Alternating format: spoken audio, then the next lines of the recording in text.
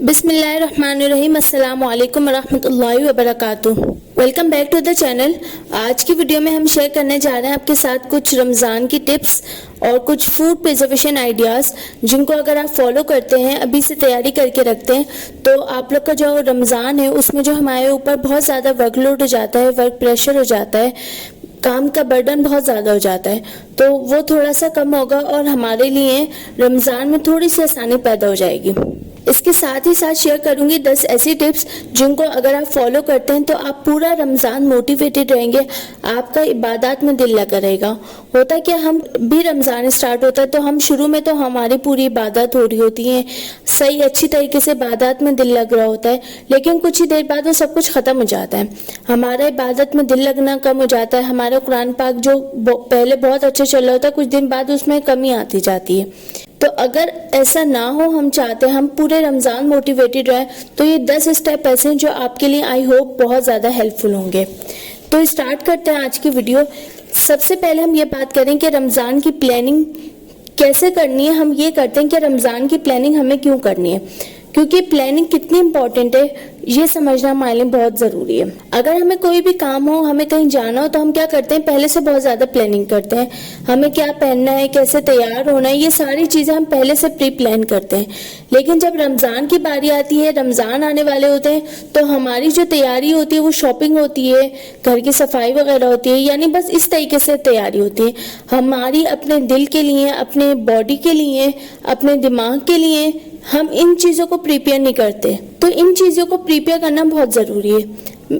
हम एक एग्जांपल से समझते हैं, जैसे कोई मैराथन होता है तो उसके लिए क्या करते हैं, जो एथलीट्स होते हैं वो बहुत महीने पहले से तैयारियां शुरू कर देते हैं। फॉर एग्जाम्पल आप ऐसा समझें, अगर वो बहुत पहले से तैयारियां नहीं कर रहे, बिना कोई प्रैक्टिस किए, बिना कोई प्रिपरेशन के वो मैराथन में आ जाते हैं, उसमें हिस्सा ले लेते हैं, उसमें पार्टिसिपेट करते हैं, क्या होगा, वो शुरू में तो बहुत तेज भागेंगे, अपनी पूरी जान लड़ाएंगे, लेकिन कुछ ही देर बाद वो थकना शुरू हो जाएंगे। जब कुछ देर बाद वो थक जाएंगे तो उनके अंदर वो एनर्जी नहीं रहेगी, उनका एनर्जी लेवल लो होता रहेगा और वो बहुत ज्यादा जल्दी थक जाएंगे। लेकिन उसके बरक्स वो इंसान, वो बंदा जिसने पहले से बहुत ज्यादा प्रैक्टिस की हुई है, उसने खुद को, अपनी बॉडी को, अपने दिमाग को हर तरीके से प्रिपेयर किया हुआ है, उसकी जो ग़िज़ाइयत थी, उसकी जो फूड थे वो बहुत हेल्दी थे, जिससे उसके मसल स्ट्रॉन्ग थे, उसने अपनी बॉडी को प्रिपेयर किया हुआ था भागने के लिए, तो वो इतनी ज्यादा जल्दी नहीं गिरेगा, वो बगैर थके आखिर तक भाग सकेगा।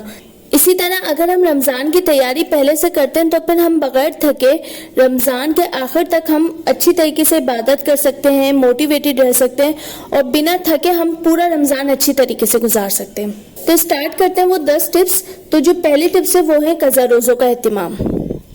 अगर को तो आपके पहले से कुछ कज़ा रोज़े बाकी हैं तो आप कोशिश करें वो कज़ा रोज़े सबसे पहले रखें, और अगर आपके तमाम कज़ा रोज़े पूरे हो चुके हैं, आपकी कोई रोज़ा बाकी नहीं है, तो फिर आप मसनून रोज़े रख सकते हैं, जो कि हर इस्लामी महीने की 13, 14, 15 तारीख, इसके अलावा पीर और जुमेरात का रोज़ा आप लोग रख सकते हैं, ताकि आपकी बॉडी थोड़ी सी यूज टू हो जाए। आपकी जब रमज़ान आए और आप लोग रोज़े रखें तो बॉडी को अचानक से वीकनेस ना हो। तो बॉडी को प्रिपेयर करने के लिए ज़रूरी है कि आप थोड़े से रोज़े अभी रख लें, गैप गैप से रखें, ताकि आप लोग को आहिस्ता आहिस्ता आदत हो। और रमज़ान में जो अगर आप लोग रोज़े रखें तो आपका पूरा रोज़े वाला दिन सोते हुए ना गुजरे, बल्कि आपका इबादत में भी दिल लगे। आप लोग को ये ना हो कि हमें बहुत ज़्यादा थकन हो रही है, हमें बहुत ज़्यादा वीकनेस हो रही है, हमसे तो कुछ हो ही नहीं रहा, और आप लोग वो सोते हुए रोज़े गुजारते हैं। इसके अलावा जो सेकंड पॉइंट है वो है हमारी नमाज़ों का एहतिमाम। नमाज तो आपको हर हाल में पढ़नी होती है, लेकिन अगर आप लोग तमाम नमाजें अदा नहीं करते हैं, यानी कि आप लोग फजर और इशा की फॉर एग्जांपल नमाज नहीं पढ़ते, तो उसके लिए आप क्या करें कि आहिस्ता आहिस्ता कुछ नमाजों को अपनी ज़िंदगी में शामिल करते जाएं। अगर आप 3 पढ़ते हैं तो 4 पढ़ें और फिर 5 पढ़ें, आहिस्ता आहिस्ता उन नमाजों को बढ़ाएं। लेकिन अगर आप 5 नमाजें पढ़ते हैं लेकिन सिर्फ फ़र्ज़ पढ़ते हैं या फ़र्ज़ और सुन्नत पढ़ते हैं और नवाफिल नहीं पढ़ते उनमें, तो आप कोशिश करें कि पहले जो कम नवाफिल वाली नमाज है वो पूरी करें, फिर उससे बड़ी, फिर उससे बड़ी, आहिस्ता आहिस्ता अपनी नमाजों को पूरा करते जाएं।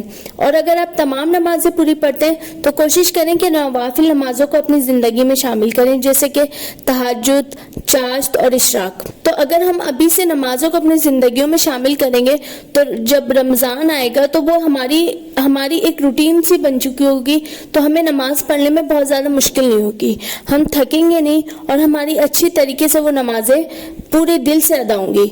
अगर को आपका नमाज में दिल नहीं लगता, वहम आते हैं, तो आपने नमाजें नहीं छोड़नी कि मुझे वहम आ रहे हैं तो मैं नमाजें छोड़ दूं, ऐसी नमाजों का क्या फ़ायदा। ये सब शैतान के वसवसे होते हैं। आप लोग को नमाज पढ़नी है। आप लोग एक बात जिंदगी में रख लें कि आप लोग को नमाज पढ़नी है, कैसी भी पढ़नी है, लेकिन पढ़नी है, ये फर्ज है। वसवसे आ रहे हैं तो भी पढ़नी है, वसवसे से जान छुड़ाने की कोशिश साथ साथ करें। वसवसों के डर की वजह से आप लोग ने नमाज नहीं छोड़नी है। इसके अलावा फिर हम आते हैं अपने थर्ड पॉइंट की तरफ, जो कि है मील प्लानिंग। मील प्लानिंग के लिए आप क्या कर सकते हैं, रमजान में जो भी आप खाने बनाते हैं तो उसकी कुछ तैयारियां पहले से करके रख लें। यानी कि आप इसके अंदर इस वीडियो में जैसे हमने कुछ फूड प्रिजर्वेशन आइडियाज दिखाए, तो आप लोग वो करके रख लें ताकि आप लोग को थोड़ा सा टाइम सेविंग हो सके।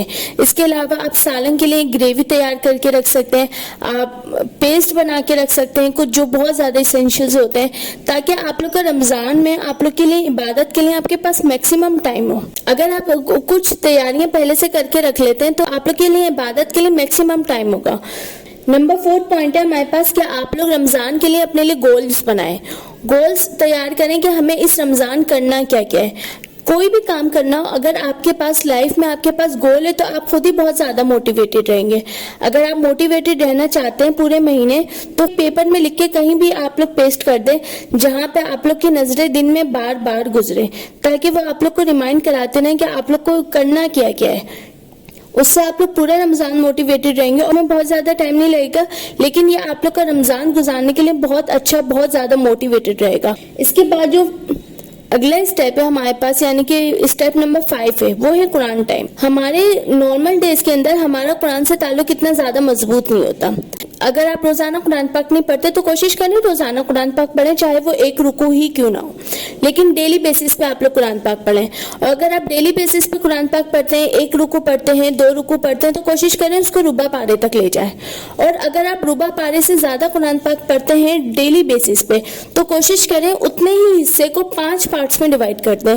हर नमाज के बाद थोड़ा सा कुरान पाक पढ़ें, ताकि जब रमजान आए तो आप लोग की एक हैबिट बिल्ट हो चुकी हो। कैसे ताल्लुक मजबूत कर सकते हैं, एक ये कि आप लोग कोई भी कुरान पाक की सूरत ले लें और उसको इन डेप्थ स्टडी करें, उसको डीपली पढ़ें, उसकी तफसीर को पढ़ें, उसके तर्जुमे को पढ़ें, उसको समझें। सूरह फातिहा ले सकते हैं या 30वें पारे की कोई सी भी एक सूरत उठा सकते हैं।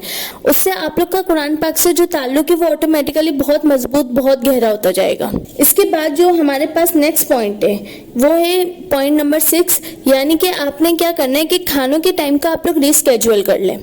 अब अभी रमजान नहीं है तो आप लोग क्या करें, अगर आप लोग रोजे नहीं रख ले, कोई दिन ऐसा है जिसमें आप लोग ने रोजा नहीं रखा, तो आप लोग क्या करें कि आप लोग का जो नाश्ता है उसको हैवी लेना स्टार्ट कर दें। आप लोग का ब्रेकफास्ट हैवी हो और कोशिश करें जो आप लोग लंच करते हैं वो बहुत कम कर दें और आहिस्ता आहिस्ता मिनिमाइज करते करते उसको स्किप कर दें। जबकि जो डिनर है आप लोग का, जो रात का खाना है, उसको कोशिश करें आप लोग मगरिब के बाद ले लें। उससे क्या होगा कि हमारा जो मैदा है, हमारी जो बॉडी है, वो थोड़ी सी यूज्ड टू हो जाएगी कि हम लोग को बहुत ज्यादा भूख नहीं लगेगी, हमारी भूख भी कंट्रोल होगी, हमारा हंगर कंट्रोल होगा, जिससे हमारा रमजान में सुस्ती नहीं आएगी। उसके बाद जो नेक्स्ट पॉइंट है, पॉइंट नंबर 7, वो है लिस्ट ऑफ दुआ। आप अपने लिए एक लिस्ट बनाएं जिसमें आप लोग दुआएं लिखें, वो तमाम दुआएं जो आप लोग रमजान में अल्लाह ताला से मांगना चाहते हैं। आप चाहते हैं कि हम ये मांगेंगे, ये दुआ करेंगे अल्लाह ताला से, तो वो तमाम ही दुआएं एक पेपर पे आप लोग लिख लें। अब ये पॉइंट बहुत से लोगों को थोड़ा सा अजीब सा लगेगा, वियर्ड लगेगा कि भाई हम दुआएं क्यों लिखें पेपर पर। देखिए, इसमें ज्यादा से ज्यादा आप लोग के 4 to 5 मिनट सर्व होंगे, लेकिन इससे क्या होगा कि अक्सर ये होता है कि जब हम लोग दुआएं मांगने बैठते हैं तो हमें भूल जाता है कि हमें कौन कौन सी दुआएं मांगनी थी। तो अगर आप लोग वो लिख लेते हैं, आप लोग को याद रहेगा, आप लोग को रिमाइंड होता रहेगा कि आप लोग को कौन कौन सी दुआएं मांगनी है, तो वो आप लोग के लिए रमजान में बहुत ज्यादा हेल्पफुल होगा। अगला पॉइंट जो है हमारा पॉइंट नंबर 8, वो है स्टार्ट अडॉप्टिंग हैबिट्स। एक साइंटिफिक स्टडी के मुताबिक किसी भी हैबिट को अडॉप्ट करने के लिए 21 डेज इनफ होते हैं। अगर आप 21 डेज वो काम कंटिन्यूसली करते हैं, 21 दिन तक मुतवातिर तरीके से वो काम करते रहते हैं, तो आप लोग की लाइफ में जो है वो एक हैबिट बन जाएगी। तो अगर आप कोई भी काम करना चाहते हैं, आप चाहते हैं कि हम रमजान में इस तरीके से रहें, आप चाहते हैं कि आप टीवी ना देखें, आपका स्क्रीन टाइम कम हो, सबसे पहले अपना स्क्रीन टाइम नोट करें कि आप कितनी देर आपकी स्क्रीन टाइमिंग कितनी है। आप एक दिन नोट करें, वो मोबाइल सेटिंग्स में जाके आप देख सकते हैं, आपको पता चल जाएगा कि आपकी स्क्रीन टाइमिंग कितनी है। आप उसको नोट डाउन करें और आहिस्ता आहिस्ता उसको मिनिमम करते जाएं। आधा घंटा कम करें, आधा घंटा डेली बेसिस पे थोड़ा थोड़ा कम करते जाएं।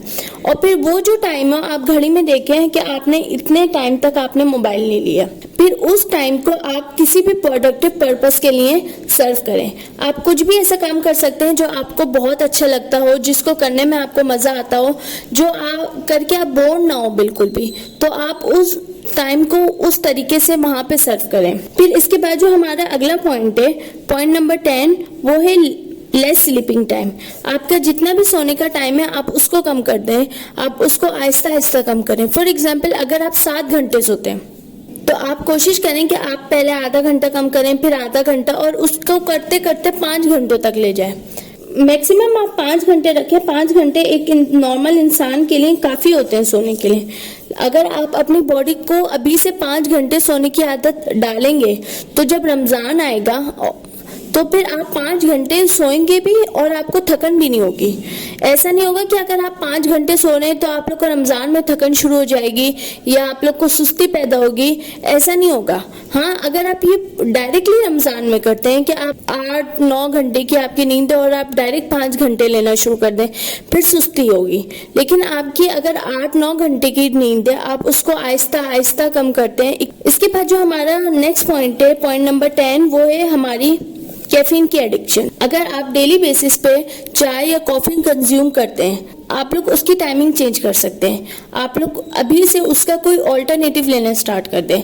आप लोग उसकी जगह ग्रीन टी लें, ठीक है ना, और कैफीन की जो टाइमिंग है उसको थोड़ी सी चेंज कर दें। आप लोग वो शाम को लेना शुरू कर दें, मगरिब के बाद। और ये सारे काम आपको आहिस्ता आहिस्ता करने हैं। जब तक रमजान आएगा तो हम लोग प्रॉपर तरीके से हम लोग हैबिचुअल हो चुके होंगे, हमारी आदत बन चुकी होगी, तो हमारा जिस्म टूटेगा नहीं। आप चाहे तो फिर इफ्तार के बाद जो भी चाय कॉफी होती है वो आप कंज्यूम कर सकते हैं, फिर आप सहरी के वक्त ले सकते हैं। एक बोनस टिप ये भी है कि आप लोग के जितने भी जाए नमाज है, नमाज पढ़ने के दुपट्टे या कपड़े वगैरह, उनको अच्छी तरीके से धो के खुशबू लगा के रख लें। आप लोग अपनी कमरे की सेटिंग चेंज करें।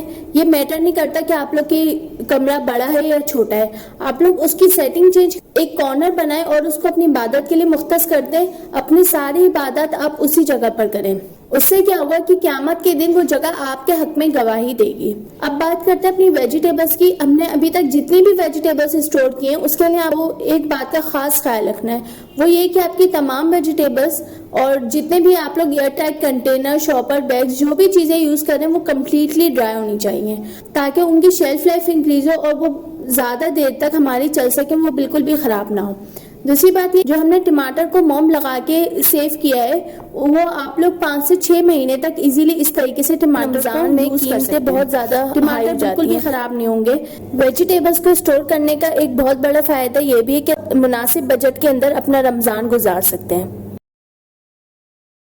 अब हम आते हैं अपने पकोड़ा मिक्स की तरफ। इसके लिए मैंने आधा किलो बेसन लिया है, 1/4 कप हम यहाँ पे कसूरी मेथी लेंगे, 1 टीस्पून भुना कुटा जीरा, 1 टीस्पून अजवाइन और 2 टेबलस्पून भुना कुटा धनिया,